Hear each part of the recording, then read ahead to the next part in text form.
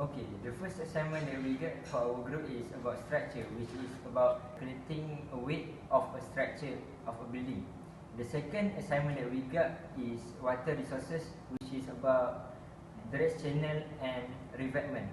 While the other group that we collaborate with, their got is about the method of strengthening of the on the design of a road, and the second one is about sustainability regarding marine pollution in Malaysia.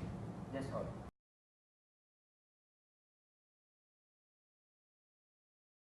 Fields of civil engineering is structure. Structural engineers are the ones who builds the bones and muscles of buildings and non-building structures. They work together with architects and business and building services engineers, and they are often supervised by contractors on site. Furthermore, they need great knowledge of applied mechanics, material science, and applied mathematics in order to predict how the structure will support and resist self-weight and applied loads.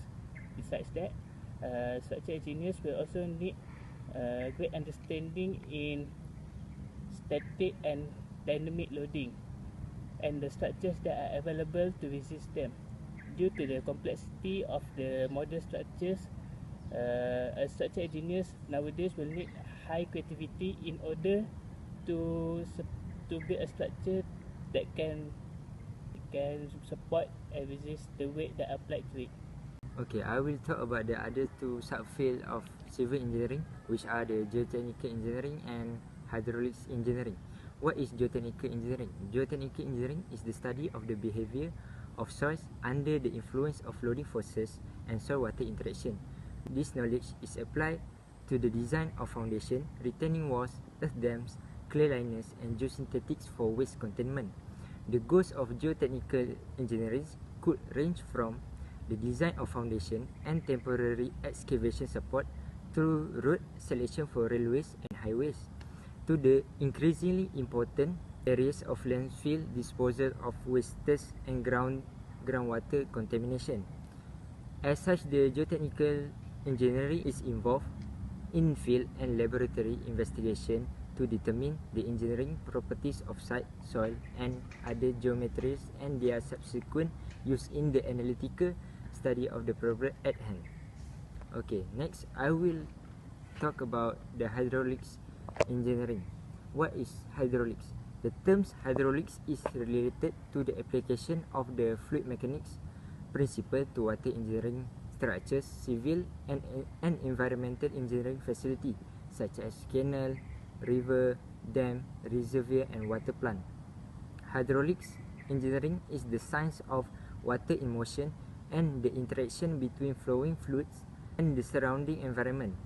Hydraulics engineers are concerned with the application of the basic principle of fluid mechanics to open channel and real fluid flow hydrodynamics. Examples of open channels are natural streams and rivers, while man-made channels include irrigation and navigation canals, drainage ditches, sewer, and culvert pipes running partially, fully, and spaceway. Okay, the last subfield civil engineering is transportation and highway. Transportation engineering is the application of the technology and scientific principles to the plan, functional design, operation, and management of facilities for any mode of transportation in order to provide for the safe, efficient, comfortable, convenient, economical, and environmentally compatible movement of people and goods transportation needed.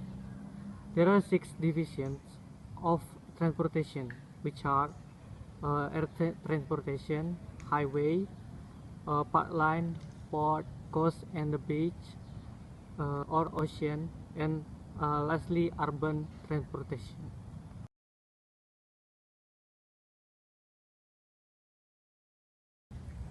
Okay, for our first assignment, which is structure, our aim for this assignment is to get the near exact weight of the building M48. Firstly, we observe and measure the exterior and the interior of the building and the position of each column and beam.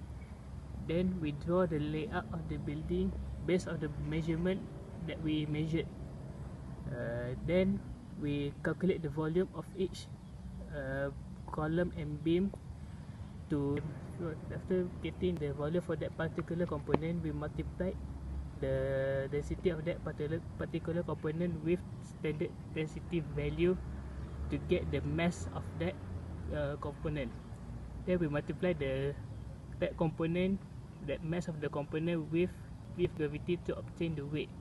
So in order to get the total weight of the building, we must total up the weight from the highest point of the building to the lowest point of the building, and the total weight that we calculated is the total weight of the building.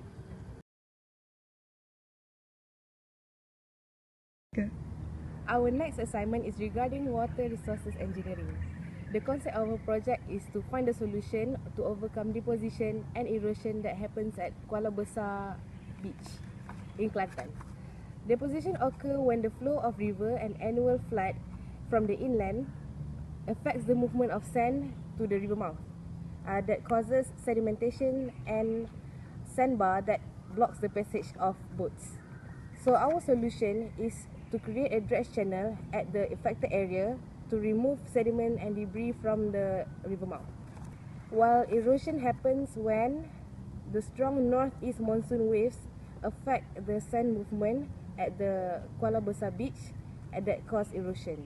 Hence, our solution is to design a revetment and land reclamation to protect the shores against tidal and waves action. Now, this is the layout of the Kuala Besar Beach. The orange area is where we are going to do the revetment, and the red area is where we are going to do the dredge channel. And here is the cross section for the dredge channel. We are applying trench dredge channel. The bottom is 3 meters below datum and expands 50 meters horizontally. The slope is 1 to 2. Now here is the cross section for revetment. We use rubble mount rock armor to protect the shores all around. The formation level is at 6 meters above datum. The revetment face slope is 1 to 3, and the fill material used to fill under the slope is the sand from the dredge channel and imported sand. Now let's move on to the calculations. First, we need to find the volume of the dredge channel. To do that, we must find the area and the average height of the dredge channel. Then we can find the total volume, which is 1,265,625 meter cube. Next, we find the volume for the revetment and land reclamation. First, we need to find the area and the average height of the revetment area. Then we can calculate the volume. After that, we also need to calculate the volume of the fill under the slope. So the total volume that we are going to get for revetment is 1,985,876 meter cube. That's all for me. Thank you.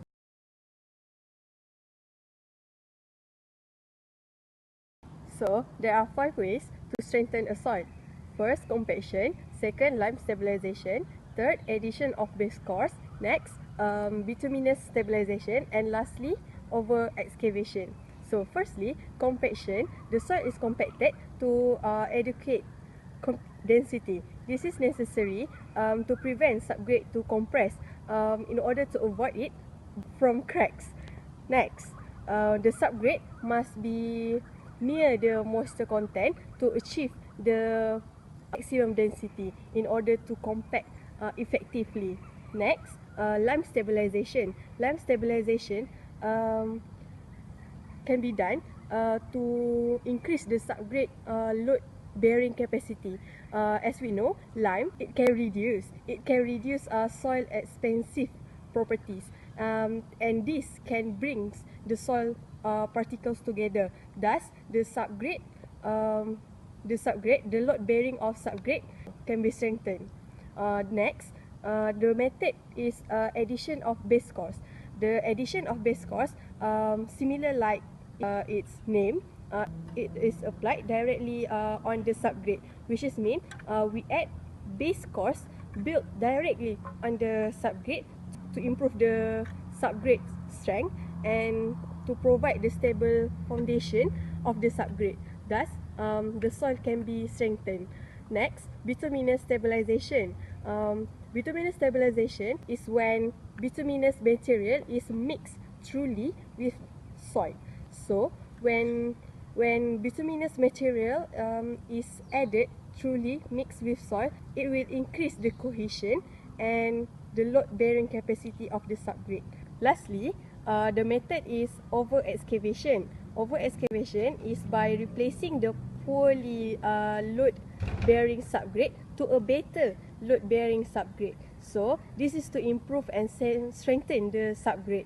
So this is 5 methods that can be done to increase the load-bearing capacity of a subgrade and to strengthen the soil.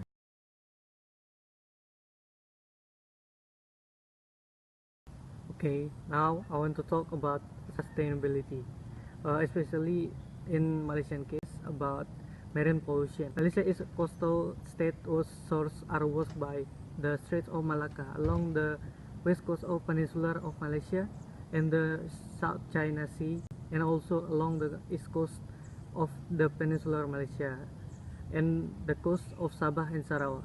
Moreover, marine pollution has been in existence here ever since terrestrial tin mining activities began in the country more than a century ago. With the resultant tin tailings being washed down the riverine system in enormous quantities into the coastal waters and thereby bringing about siltation, discoloration of these waters. The impact of marine pollution in Malaysia today is perhaps most felt in the estuarine and inshore coastal areas of the Straits of Malacca. This is due partly to enclosed character of the narrow sea forming the straits, into which drain the effluents of several rivers, and partly to emphasis of land-based development along the west coast plains of Peninsular since earlier time, with the concurrent increase in population density in this area. Furthermore, humans also do not have consequences to keep the sea around the beach, such as expelling waste or dumping filthy waste, as well as public sentiment is low in the country. That's why marine pollution rose year to year. Thank you.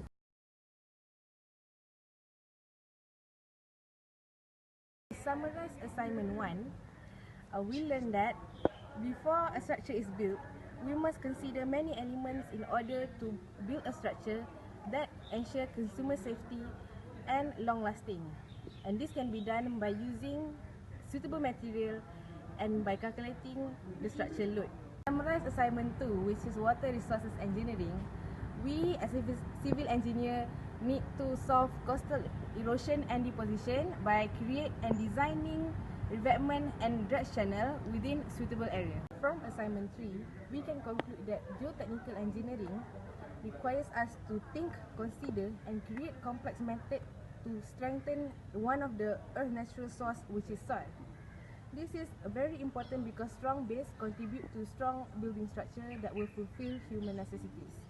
And in this case, it is very important to have a strong base to build a long-lasting road. Lastly, from assignment 4, we can summarize that as engineers, we need to take environment into consideration too. This is to ensure sustainability. And in this case, marine plays a big role in maintaining the ecosystem. Thus, civil engineer must find ways to reduce marine pollution, and the effort must be done by the government, society, and individual.